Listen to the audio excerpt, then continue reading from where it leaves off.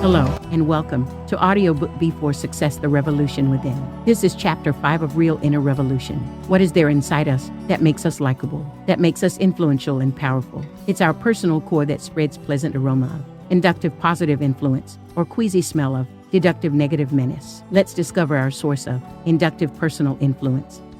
Let's dive deep into our own personal core. Hey, welcome again. Human society runs on give and take phenomena of life. We may get support only as return of our behavioral, financial, or emotional investments that we did before asking for support. Yes, that's the reality. That's the real. That's the condition of getting support from anyone around you. Support is always conditional. Unconditional support comes out only from cognates, the blood relations that two up to certain age only. And the fact is, real life begins beyond the comfortable periphery of cognates, where any support never comes unconditional. Indeed, with a little extraordinary personal effort, the periphery of cognates can be expanded to encircle spouse, few relatives, and few friends as well.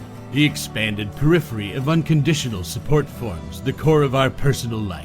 It is the wellness of our personal core that defines and decides our personal well-being. If our personal core is not well, then no willpower can sustain our strength for long. It's very difficult to lay down the foundation for any success with an unwell core, because it becomes source of emotional fatigue that leads us to literally collapse at one point in time. On the contrary, healthy core is the source of extensive emotional strength that keeps us energized and enthusiastic even in toughest adversities. It's our mandatory responsibility to maintain the warmth within our personal core before we step into the outer world.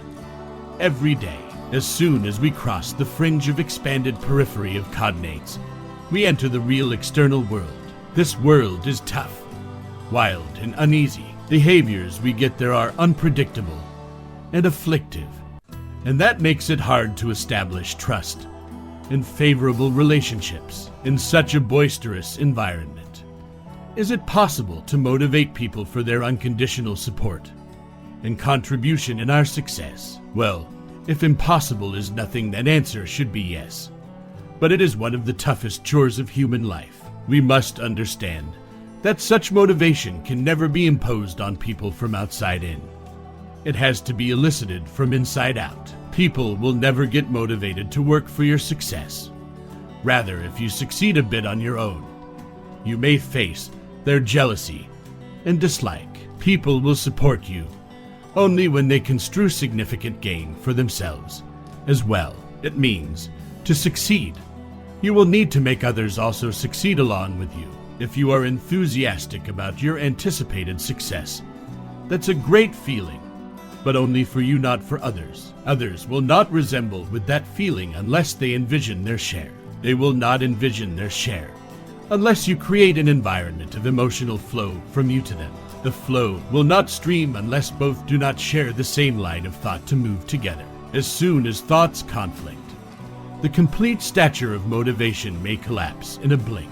The ripple effect, in no time, further may collapse trust, togetherness, and even the plan of success. Behind every success, there is a sensible action. Behind every action, there is unceasing motivation. Behind every motivation, there is a line of thought. And behind every thought, there is an ingenious mind. Busted motivation disturbs the mind, sometimes up to the level of depression. It's a situation of loss of productive thoughts. After elapsing the precious momentum, it becomes enormously difficult to rebuild the same motivation again. It looks easy to change the goal itself than reconstructing collapsed stature. It's a situation when we need our personal core the most. If our personal core is healthy, it provides us the strength and energy to rebuild. If not, we go weak, and we set new but little more defensive goals with an anticipation of little more diffident success. If we fail again, we unconsciously seek strength from our personal core. Unhealthy personal core provides no strength and we become weaker. This weakness gives birth to the negative emotion called frustration. Repeated failures trap us into negative behavioral loop. Soon we renounce to try for more. We accept the ordinary so earnestly that we become habitual to overlook the white bright canvas of opportunities and always see the dark spots of adversities. We don't even realize, but those dark spots become our unconscious favorite. Why? Because they provide unquestionable shelter under which we can hide our weakness and justify our failures. Nothing is permanent, and so is our motivational status. Someday, someone may come and motivate us to wake up and take hold of life. We get reminded on the abundance of true unleashed potential we have within us. We get charged so much that we immediately decide to revive. That passion-filled self-aspiration quickly gets turned on. The whole body gets thrilled and lightened with a pleasant sentience of foretold self-revival. Motivation freezes through brain, body, and heart, with eyes raised towards sky, face chinned up in warmth of large breath filling into lungs. We feel the sensation of moving upwards again.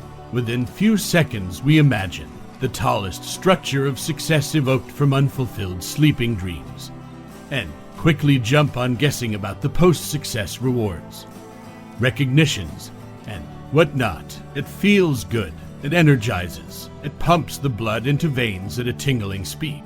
The sensations remain for a day or two, gradually fades up by day 4 or 5, and silently disappears by day 7 or 8. The superficial motivation that landed on surface evaporates from the surface itself, and soon we embrace back the same ordinary life. Did this happen to you ever? Before you say no, remember, honesty to the self is the first brick that you need in the foundation of your success. If you wish for abundance of opportunities to appear before you, if you wish for unbreakable strength and energy within you, if you wish for invincible capability to deal with adversities, if you wish for flourishing relationships with people around you, if you wish for sparkling health and happiness, then you must develop, nourish, and expand your personal core with utmost care. You will need it not on occasions, but every day, all the time.